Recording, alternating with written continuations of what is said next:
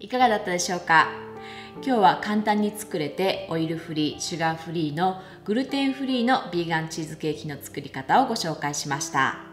実は今月5月が我が家の愛犬2匹の誕生日がある月で、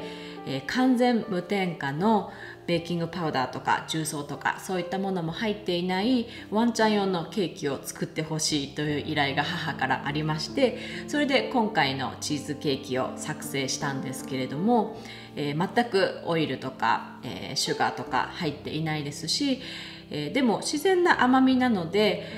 人間でも美味しくいただけるものになっていて、ワンちゃんと人間と両方ね一緒に楽しんでいただけるものになっていると思います。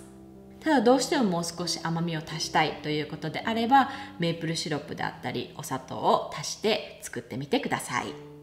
今日使用していたビーガンチーズ、東京ベジライフフォーマージュのクリーミーヘブンを含めたフォーマージュをテイスティングいただけるポップアップイベントを来週末29日土曜日と30日日曜日に東京の半蔵門で開催します。